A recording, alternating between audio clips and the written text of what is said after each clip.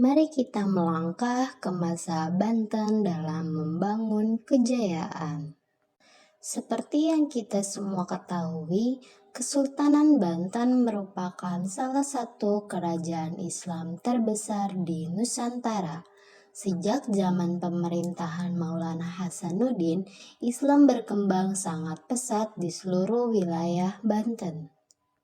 Salah satu bukti nyata Islam berkembang dengan sangat pesat pada masa pemerintahan Maulana Hasanuddin adalah terdapatnya peninggalan Masjid Agung Banten yang merupakan satu di antara sekian banyaknya masjid tertua di Indonesia.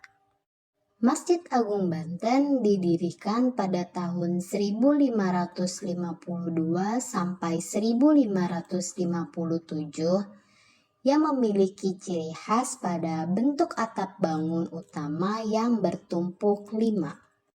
Bukan hanya dari segi pembangunan infrastruktur, tetapi pada masa membangun kejayaan, Banten berhasil menguatkan sektor pertanian dan perdagangannya. Dalam sektor perdagangan, Banten memiliki hubungan ekonomis yang sangat dekat dengan daerah lainnya di Nusantara.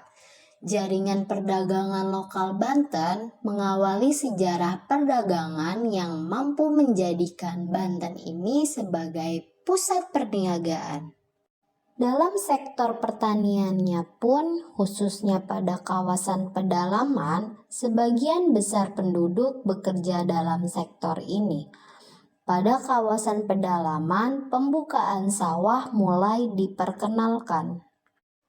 Asumsi tersebut berkembang karena pada saat itu beberapa kawasan pedalaman dalam perekonomian masyarakatnya ditopang oleh kegiatan perladangan dengan menerapkan sistem ladang yaitu pahuma, penggerek, dan penyadap, serta bantuan beberapa peralatan seperti kujang, patik, beliung, koret, dan sadap.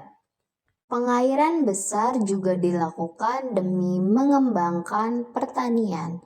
Selain sektor pertanian dan perdagangan, kemajuan dalam segi ekonomi Banten juga didukung oleh jumlah penduduk yang banyak, serta multi etnis, mulai dari Jawa, Sunda, dan Melayu. Sementara kelompok etnis Nusantara lain dengan jumlah signifikan antara lain adalah Makassar, Bugis, dan Bali. Seperti yang kita ketahui, Banten telah menjadi salah satu pelabuhan yang ramai, pusat perdagangan dan perkebunan ladanya di Pulau Jawa yang terbesar adalah Banten. Pada masa itu, aktivitas perdagangan ladanya telah menarik banyak pedagang mancanegara.